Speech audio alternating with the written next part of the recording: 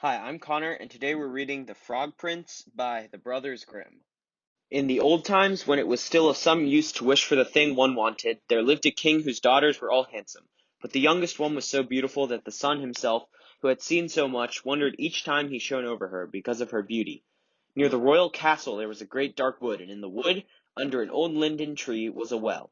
And when the day was hot, the king's daughter used to go forth into the wood and sit by the brink of the cool well. And if the time seemed long, she would take out a golden ball and throw it up and catch it again. And this was her favorite pastime. Now it happened one day that the golden ball, instead of falling back into the maiden's little hand, which had set it aloft, dropped to the ground near the edge of the well and rolled in. The king's daughter followed it with her eyes as it sank, but the well was too deep, so deep that the bottom could not be seen.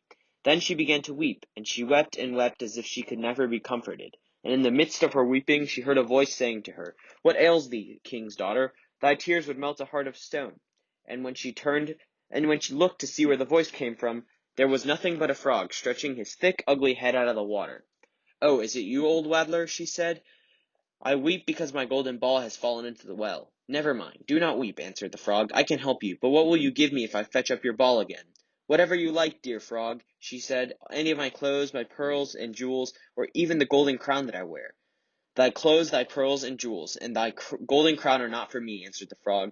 "But if thou wouldst love me, and have me for thy companion and playfellow, and let me sit by thee at the table, and eat from thy plate, and drink from thy cup, and sleep in thy little bed, if thou wouldst promise all this, then I would dive below the water and fetch thee thy golden ball again." "Oh yes," she answered, "I will promise it all, whatever you want, if only you will get me my ball again." But she thought to herself, "What nonsense he talks!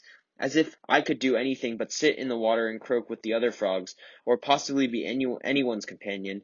But the frog, as soon as he heard her promise, drew his head under the water and sank down out of sight.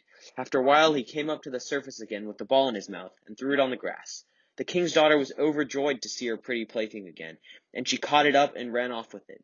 "Stop, stop!" cried the frog. "Take me too. I cannot run as fast as you." But it was of no use, for croak after her as he might, she would not listen to him, but made haste home, and very soon forgot all about the poor frog, who had to betake himself for his well again. The next day, when the king's daughter was sitting at the table with the king and all the court, and eating from her golden plate, there came something pitter-patter up the marble stairs, and then there came a knocking at the door, and a voice crying, "King's youngest daughter, let me in." And she got up and ran to see who it could be, but when she opened the door there was a frog sitting outside. Then she shut the door hastily and went back to her seat, feeling very uneasy. The king noticed how quickly her heart was beating, and said, "My child, what are you afraid of? Is there a giant standing at the door, ready to carry you away?" "Oh no," she answered. "No giant, but a horrid frog." "And what does this frog want?" asked the king. "Oh, dear father," answered she, "when I was sitting by the well yesterday and playing with my golden ball, it fell into the water, and while I was crying for the loss of it, a frog came and got it for me again, on condition that I would let him be my companion. But I never thought that he could leave the water and come after me, but he is there now outside the door, and he wants to come into me." And then they all heard him knocking the second time and crying, "King's youngest daughter, open up to me. By the well water what you promised me. King's youngest daughter, now open to me." "That which thou hast promised must thou perform," said the king, "so go now and let him in." So she went and opened the door, and the frog hopped in, following at her heels, till she reached her chair. Then he stopped and cried, "Lift me up to sit by you." But she delayed doing so until the king ordered her. Once the frog was on the table, he wanted to get onto the table, and there he sat and said, "Now push your golden plate a little nearer, so that we may eat together." And so she did, but everybody might see how unwilling she was, and the frog feasted heartily. But every morsel seemed to stick in her throat. "I have had enough now," said the frog at last, "and as I am tired, you must carry me to your room and make your ready silken bed, and we must lie together and go to sleep." Then the king's daughter began to weep, and she was afraid of the cold frog, that nothing would satisfy him but he must sleep in her pretty clean bed. Now the king grew angry with her, saying, "That which thou hast performed in thy time of necessity must thou now perform." So she picked up the frog with her thumb and finger, carried him upstairs, and put him in a corner. When she had lain down to sleep, he came creeping up and saying, "I am tired, and want to sleep as much as you. Take me up, or I will tell your father." Then she felt beside her with rage. Picking him up, she threw him with all her strength against the wall, crying, "Now will you be quiet, you horrid frog?"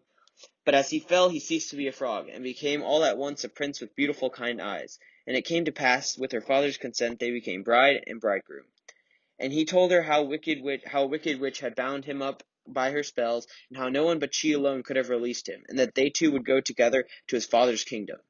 And there came to a door a carriage drawn by 8 white horses, with white plumes on their head, and with golden harnesses. And behind the carriage was standing Faithful Henry, the servant of the young prince. Now Faithful Henry had suffered such care and pain when his master was turned into a frog, that he had been obliged to wear 3 iron bands over his heart, to keep it from breaking with trouble and anxiety. When the carriage started to take the prince to his kingdom, and Faithful Henry had helped them both in, he got up behind and was full of joy at his master's deliverance. And when they had gone a part of the way, the prince heard a sound in the back of the carriage, as if something had broken, and he turned around and cried, "Henry, the wheel must be breaking." But Henry answered, "The wheel does not break, 'tis the band around my heart, that, to lessen its ache, when I grieve for your sake, I bound around my heart." And yet, once again, there was the same sound, and the prince thought it must be from the wheel breaking, but it was the breaking of the other bands from Faithful Henry's heart, because it was now so relieved and happy.